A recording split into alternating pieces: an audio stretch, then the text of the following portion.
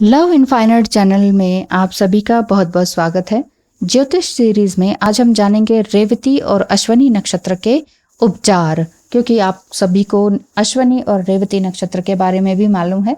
ये गंडमूल नक्षत्र ही हैं जिसमें पैदा होने पर व्यक्ति को या जातक को अलग अलग तरीके से तरक्की या उन्नति के रास्ते बंद होने के कारण उनको दिखाई देने लगते हैं।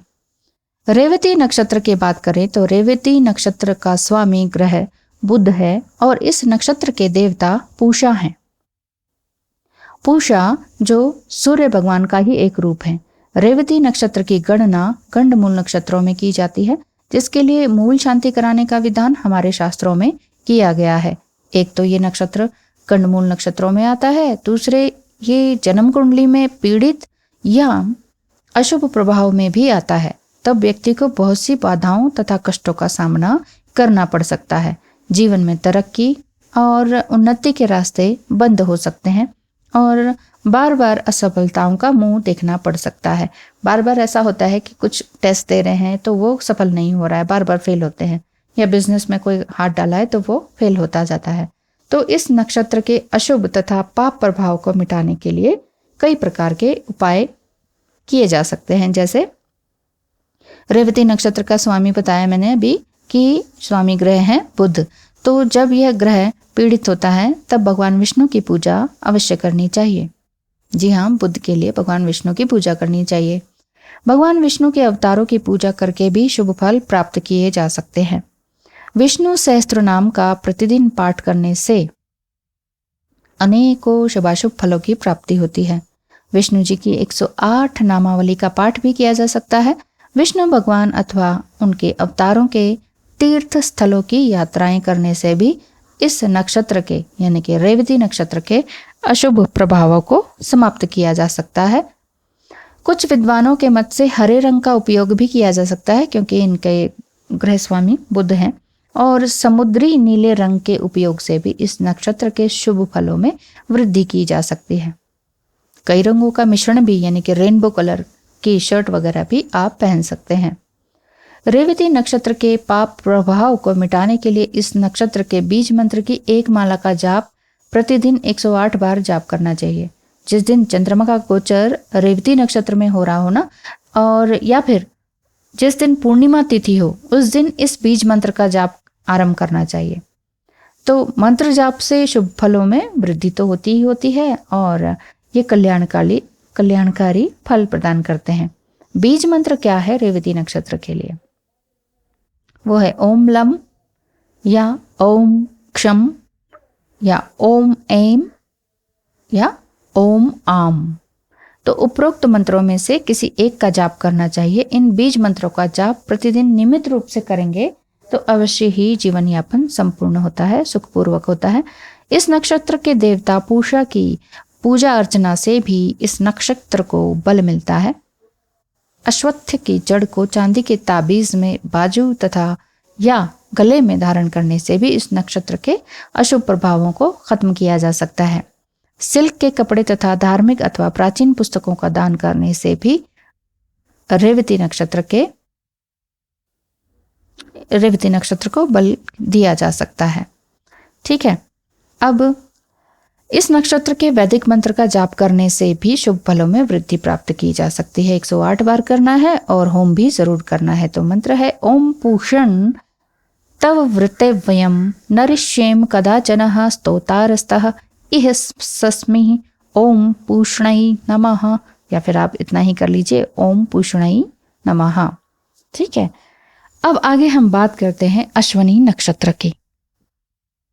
जन्म कुंडली में कई बार जन्म नक्षत्र पाप ग्रह में होता है या गोचर में भी पाप अथवा अशुभ प्रभाव में होता है। तो जन्म नक्षत्र के अतिरिक्त जन्म कुंडली के किसी भी अशुभ तथा पाप ग्रह का अश्वनी नक्षत्र से संबंध बनने पर कष्ट हो सकता है, पीड़ा हो सकती है, हानि हो सकती है, हर तरह के कार्य में बाधा आ सकती है, अपयश भी मिलता है। बदनामी तो अश्वनी नक्षत्र के उसमें रहती ही है और इवन झूठे इल्जाम अश्वनी नक्षत्र वालों को बचपन से लेके बड़े होने तक झेलने ही पड़ते हैं।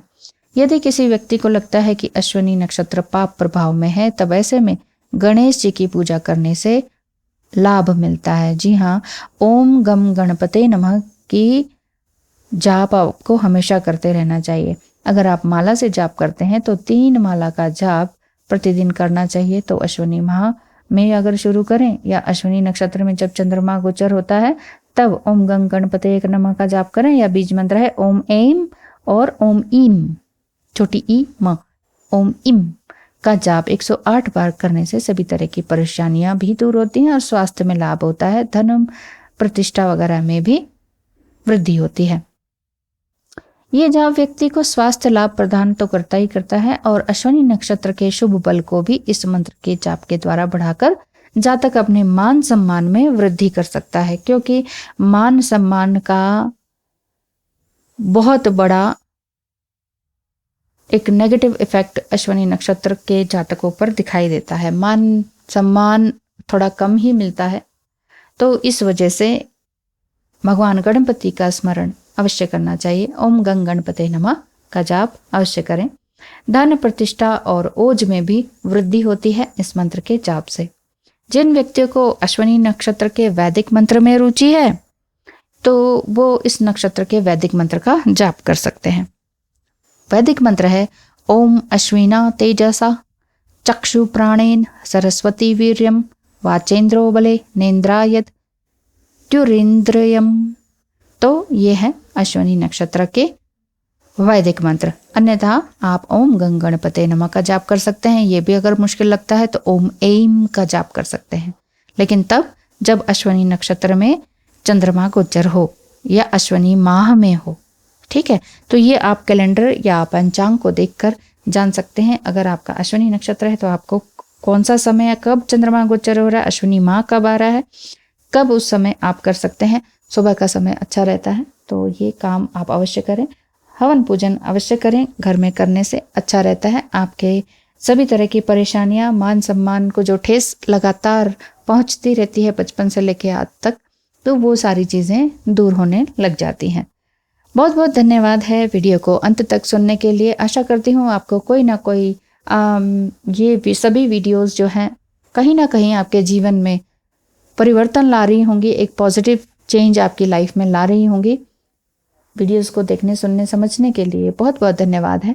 यदि आपको भी कुंडली एनालिसिस या अपने जीवन के बारे में, मान लीजिए आपका घर है, गवर्नमेंट जॉब है, बच्चे हैं, हस्बैंड अच्छे हैं, उसके बावजूद भी सम टाइम खालीपन, अकेलापन, सूनापन फीलिंग्स आती हैं, तो ऐसा क्यों हो रहा है, क्या आपने पास्ट लाइफ में किया है, आपका सोल पर्पस क्यों नहीं मिल रहा है, आपका घर धन धान्य से भरा हुआ है, आने जाने वाले लोग हैं, सब मान सम्मान भी प्राप्त है, लेकिन फिर भी अंदर अकेलापन क्यों कचटता है आपको, क्या ज़रूरत है आपको ये सब चीज़ों की। ये कई बार आपके मन में आता है, ये लगता है कि क्या ज़रूरत है मुझे ये सब चीज़ों की, मुझे ये सब कुछ चाहिए नहीं। मतलब जब सब कुछ मिला हुआ है तो चाहिए नहीं। अगर ऐसी फीलिंग आ रही है तो भी आप एस्ट्रोलॉजिकल रीडिंग करवा सकते हैं कि क्या आपने पास्ट लाइफ में कुछ इस तरह के कर्म किए हैं जिस वजह से इस जीवन में इतनी तकलीफ आपको झेलनी पड़ रही है, या आपका क्या सोल पर्पस है ये जान सकते हैं। या अगर आपने ट्विन फ्लेम कन्फर्मेशन कराना है तो आप जान सकते हैं। या अगर आपकी लाइफ में घर मकान बनते बनते बिगड़ जाता है, उसका पोजीशन नहीं मिल पाता है, लोन पास नहीं हो पाता है, घर खरीदने जाते हैं कुछ ना कुछ गड़बड़ हो जाती है, कुछ ब्लैक मैजिक समथिंग दिखाई देता है, तो ऐसा क्यों है, क्या रीज़न है और इसके उपाय क्या हैं, आपकी कुंडली में क्या दोष हो सकते हैं जिसके उपाय करके आप आगे बढ़ सकते हैं। तो इस तरह से कोई भी समस्या बन रही है या बिजनेस आपको क्या शुरू करना चाहिए, आपके पास 5 तरह का टैलेंट है और आपको समझ नहीं आ रहा मैं कौन से बिजनेस पे हाथ डालूं, कौन सी डायरेक्शन पर, कौन सी दिशा पर ये अपना कोई जॉब या शॉप खोलूं, तो ये चीज़ अगर आपको जाननी है ये भी जान सकते हैं। और इवन ये भी जान सकते हैं कि आपके बिजनेस का प्रॉपर, अगर आपका कोई बिजनेस है या ऑनलाइन बिजनेस भी है तो उसका नाम किस अक्षर से शुरू होना चाहिए जो कि आपके लिए 100% सफलता लेकर आए। तो इस तरह के छोटे मोटे या बड़े बड़े कैसे भी आपके सवाल हैं वो आप आइएगा, ज़रूर बताइएगा और मैं आपको अच्छी तरीके से गाइड करूँगी विद रेमेडीज़ और guidance. Thank you so much, धन्यवाद, आपका दिन शुभ हो।